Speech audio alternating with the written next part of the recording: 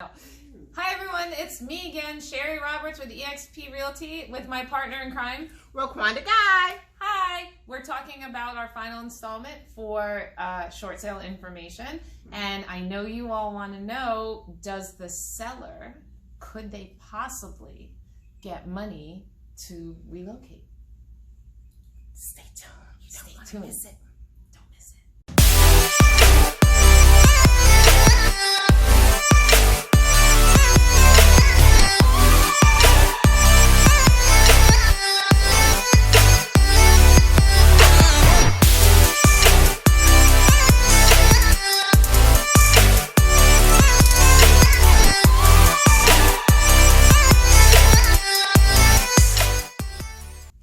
All right, you guys, we are back. And Sherry's going to tell us, can I get money if I decide to do a short sale and I have to move out of my property? What happened? Here's the deal. Some lenders have specific requirements. I keep saying lenders, and when I do say lenders, I mean the investor. They have specific requirements, but honestly, I throw everything out the window and try for everybody. It's cash for keys. We ask for $10,000. The average is cash for keys is $3,000. Okay, that's usually about what they give, which would help somebody with some of their first, last, and security. You know, those types of things. So we always ask for money, and some investors require that it's your primary residence. Some allow it to be even an investment property, which is crazy. Some require you to be living there at the time, and some don't even care. So I just try every time and see where everything lands.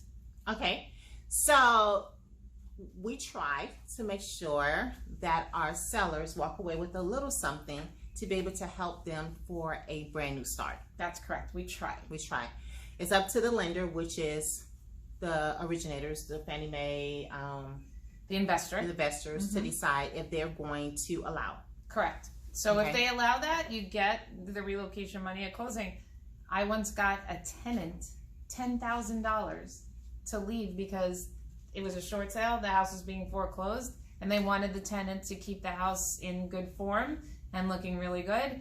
And the tenant was devastated because it was their home and they had to vacate, but they got 10 grand to leave. Cash for keys. Do you see my face? That was my next question. Yeah.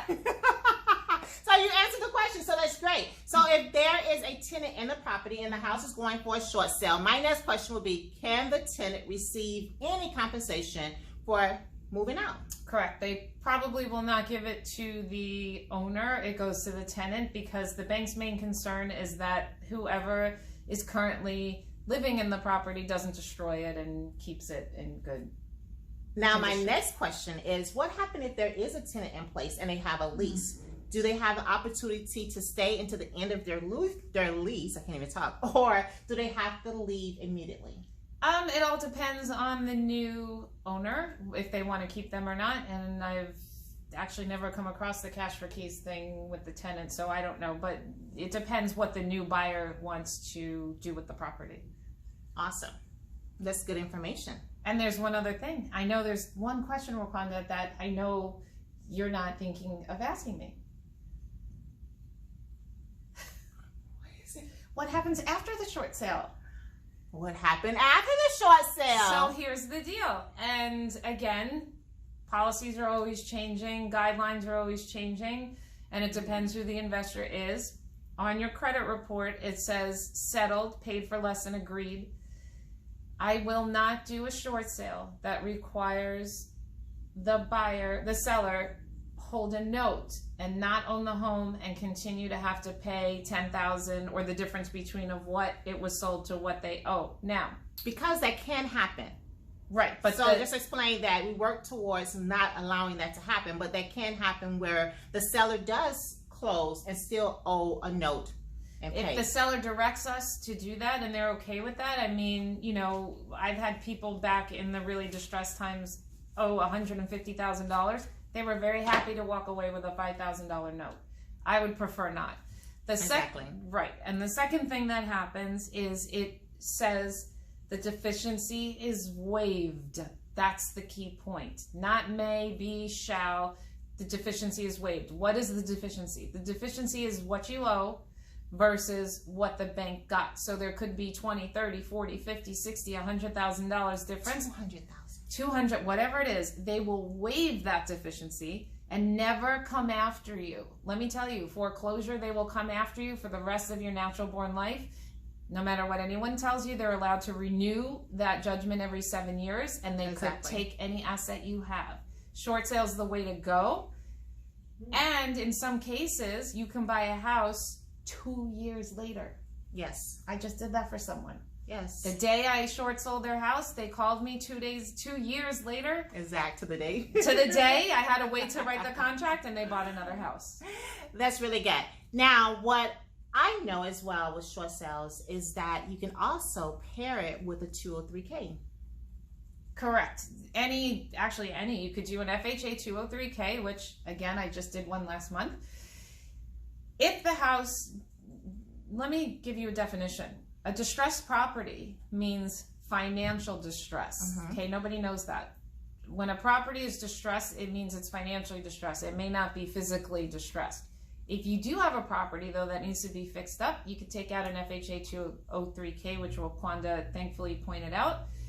They will, the bank, the buyer's bank, will value the house and do an appraisal for what it would be worth if it was fixed up, new roof, pool, whatever the bank approves, and they will give you money. It's almost like a construction loan. You have to meet with a HUD appraiser, and everybody talks about it, and they do a draw. Okay, we're ready to do the roof. We're ready to do the plumbing. We're ready to do the electrical. Once you say a draw, that means that the money is held in escrow. Correct? No, it's held in a draw in my bedroom. I'm done. Video over. I'm done. That was cute. Okay. And then once they get contractors for whatever needs to be done, 50% is given to them, depending on what needs to be done. And then she said they get paid as they go along the way. That's correct. And it's already approved. It's bank approved. The process, I have someone that did it for me in 41 days. So it's really... It is a process because there have to be other people than normal in a normal purchase. It's not up to the buyer. It's up to the bank and the people that they send out. They all have to approve what's being done. Exactly. All right. So I think we covered it. You guys, I hope you enjoyed this series. Go ahead and watch all of them if you missed some of them. If we did not cover anything, well, if Sherry, I just stood here and be cute. No, if Sherry did not cover anything, just inbox us, please. You can find us all over the place. Send us a message. Email us. I'm at raquandaguy@gmail.com. Sherry, SHARI.Roberts with an S at exprealty.com. Or you can just Google Loxahatchee Realtor and look for our faces. And then just give us a call. We'll be glad to answer any questions for you. Every case is completely different. Every situation is completely different. And I guarantee you that we will have the time to sit down with you and discuss your individual case. And just so you know, all joking aside, we know this is about feelings, and it's about property, and it's about your life. And we will be there for you and try to make it as painless as possible, and that you're very happy and relieved at the end. That's our main goal. And to have fun doing it. I agree. All right, you guys. Until the next video, be blessed, and thank you for watching. Don't forget to hit the subscribe button, the like button, and the bell. Now I know what that is. The bell. Yes, so that you get notifications each and every time we do videos. Talk to you later.